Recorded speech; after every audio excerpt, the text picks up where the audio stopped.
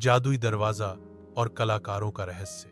बनारस शहर के पुराने हिस्से में कैलाश हवेली नाम की सैकड़ों साल पुरानी इमारत खड़ी थी। हवेली अब खंडहर जैसी दिखती थी, मगर हर वर्ष सावन के महीने में यहां रंगोत्सव नामक कला महोत्सव आयोजित होता था।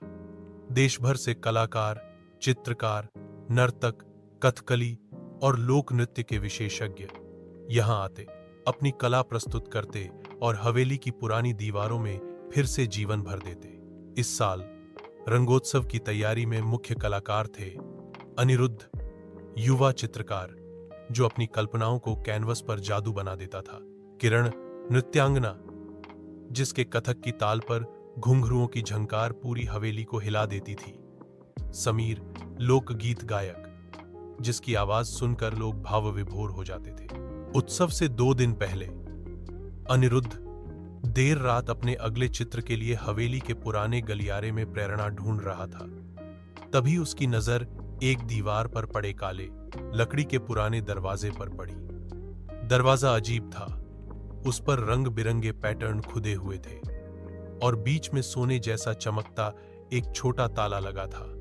ऊपर संस्कृत में लिखा था, कला ही वास्तविकता का द्वार है। अनिरुद्ध ने उत्सुकतावश उस पर हाथ फेरा तो अचानक दरवाजा हल्की रोशनी में चमक उठा। अगले ही पल उसने देखा कि उसकी हथेली पर वही पैटर्न उभर आया है। चौंक कर वह पीछे हट गया, पर भीतर एक अजीब आकर्षण महसूस हुआ। उसने समीर और किरण को बुलाया। तीनों दरवाजे के सामने खड़े होकर सोचने लगे, क्या यह किसी पुराने कलाकार का काम है या कुछ और?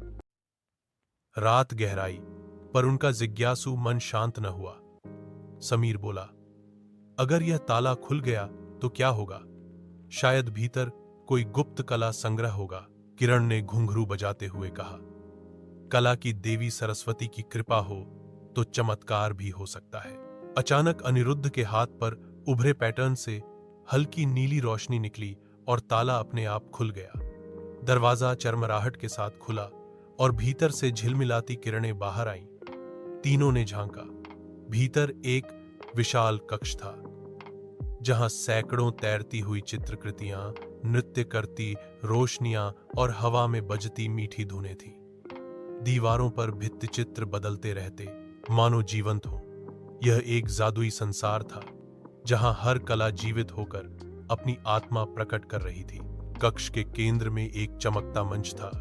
जैसे ही किरण ने वहां कदम रखा, उसके पैरों के घुंघरू अपने आप थिरकने लगे। समीर की आवाज अनायास ही गूंज उठी और अनिरुद्ध के हाथ में रंगों की कूची प्रकट हो गई, जो हवा में तैरकर स्वयं चित्र बनाने लगी। तीनों की कला आपस में घुलने लगी। रंगों से नृत्य के कदम बनते, सुरों से चित्र में प्राण आते। उन्हें लगा जैसे किसी अदृश्य शक्ति ने उनकी कला को दिव्यता से जोड़ दिया है।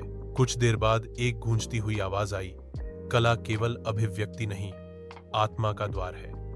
जिसने इसे सच्चे मन से साधा, वही इस दरवाजे से गुजर सकता है।